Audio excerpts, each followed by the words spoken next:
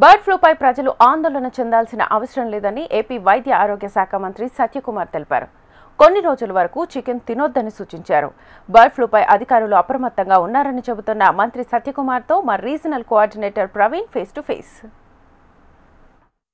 రాష్ట్ర వ్యాప్తంగా పెద్ద ఎత్తున ఇప్పటికే బర్డ్ ఫ్లూ వ్యాప్తి చెందింది. అదేవిధంగా జీవీఎస్ వైరస్ కూడా వ్యాప్తి చెందిన ప్రస్తుతం మన దగ్గర ఆరోగ్య శాఖ మంత్రి సత్యకుమార్ ఆయన అడిగి మరిన్ని వివరాలు తెలుసుకున్నాం. సార్ చెప్పండి, ఈరోజు చూసుకుంటే రాష్ట్ర వ్యాప్తంగా చాలా చోట్ల రెడ్ జోన్ కూడా ప్రకటించడం జరిగింది.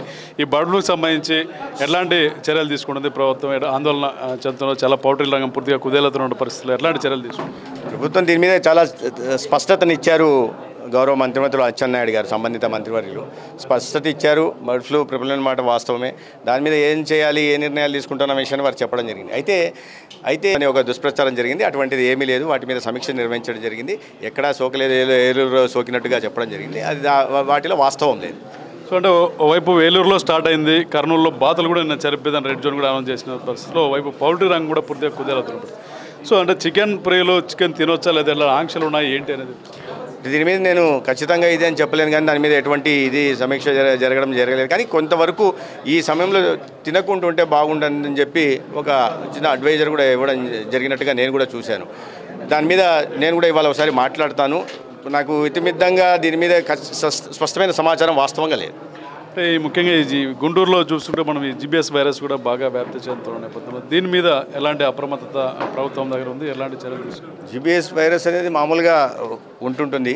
అయితే నేను ఒకే రోజు 5 కేసులు గుంటూరులో రావడంతో దాంతో సమీక్ష నిర్వహించడం జరిగింది. మా శాఖ ప్రత్యేక ప్రధాన కార్యదర్శిని, అదేవిధంగా డైరెక్టర్ మెడికల్ ఎడ్యుకేషన్ని, సూపరింటెండెంట్తో సమీక్ష నిర్వహించడం జరిగింది. కారణాలు కూడా విశ్లేషించే ప్రయత్నం చేశాం. ఇది ఒకే చోట కాకుండా పలు ప్రాంతాల నుంచి ఆ కేసులు వచ్చున్నాయి.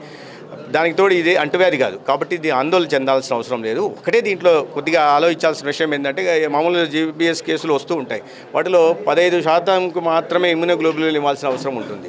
అయితే ఇవాళ ఆ శాతం పెరిగింది. ఎక్కువ మందికి ఇమ్యునోగ్లోబులిన్ ఇవ్వాల్సిన అవసరం ఉంది. దానికి సరిపడే విధంగా అన్ని జీజీహెచ్ల్లో సంబంధిత ఆసుపత్రుల్లో కూడా ఇమ్యునోగ్లోబులిన్ నిల్వల్ని సిద్ధంగా ఉంచాల్సిందిగా ఆదేశించడం జరిగింది. ఆ విధంగా ఇండెంట్ కూడా ఇవ్వడం జరిగింది. అంటే డెత్స్ దీంట్లో సంభవిస్తున్నాయి. దీని ప్రధానంగా మహారాష్ట్ర అదే మన రాష్ట్రంలో కూడా జరిగింది, మహారాష్ట్రలో కూడా జరిగింది. అందుకని అప్రమత్తంగా ఉంటున్నాం. దాన్ని మరి కాస్త లోతుగా విశ్లేషిస్తున్నాం. అంటే మొత్తం మీద చూసుకుంటే ఏదైతే ఈ బర్డ్ ఫ్లూకి సంబంధించి ఇప్పటికే రాష్ట్ర ప్రభుత్వం పూర్తిగా ఏదైతే కొంత చర్యలు చేపట్టింది, పూర్తి స్థాయిలో వ్యవసాయ శాఖ మంత్రి దీని మీద సమీక్షించారని కూడా వైపు మంత్రి చెప్తారు. దీని మీద ప్రజలందరూ కూడా అప్రమత్తంగా ఉండాలని చెప్తారు. కొన్ని రోజులు చికెన్ మానేసే మంచిదని కూడా ఆయన చెప్తున్న పరిస్థితి. జీబీఎస్ వైరస్ పైన ఇక్కడ కూడా ఆందోళన చెందాల్సిన అవసరం లేదని కూడా చెప్తున్న పరిస్థితి. ప్రతాప్తో ప్రవీణ్, హెచ్ఎం టీవీ, అనంతపురం.